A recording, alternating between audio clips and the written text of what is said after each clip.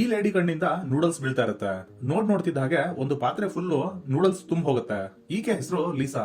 ಈಕೆ ಅತ್ತಾಗ್ಲೆಲ್ಲ ಕಣ್ಣಿಂದ ನೀರ್ ಆಚೆ ಬರೋ ಬದಲು ನೂಡಲ್ಸ್ ಆಚೆ ಬರ್ತಾ ಇರತ್ತೆ. ಇದೇನಿದು ವಿಚಿತ್ರ ಅನ್ಸಿ ಒಂದು ನೂಡಲ್ ಅನ್ನ ಟೇಸ್ಟ್ ಮಾಡ್ತಾಳೆ. ಅವಳಿಗೆ ಅದು ತುಂಬಾ ಟೇಸ್ಟಿ ಅನ್ಸುತ್ತೆ.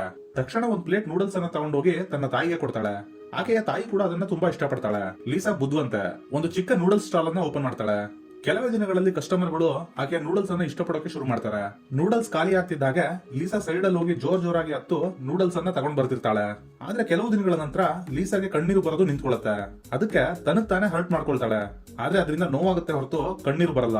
ಎಮೋಷನಲ್ ಮೂವಿಗಳನ್ನ ನೋಡ್ತಾಳೆ, ಆದ್ರೂ ಕೂಡ ಏನು ಪ್ರಯೋಜನ ಆಗಲ್ಲ. ತನ್ನ ತಂದೆಯ ಅಸ್ಥಿಯನ್ನ ಕೆಳಗಡೆ ಬೀಳಿಸ್ತಾಳೆ, ಆದ್ರೂ ಕಣ್ಣೀರು ಬರಲ್ಲ. ತಾನು ಸಾಕಿದ ನಾಯಿಯನ್ನ ಕಾಡಿಗೆ ಕರ್ಕೊಂಡೋಗಿ ಬಿಡ್ತಾಳೆ. ವಾಪಸ್ ಮನೆಗೆ ಹೊರಟಾಗ ತುಂಬಾ ದುಃಖವಾಗಿ ಜೋರಾಗಿ ಹೇಳ್ತಾಳೆ.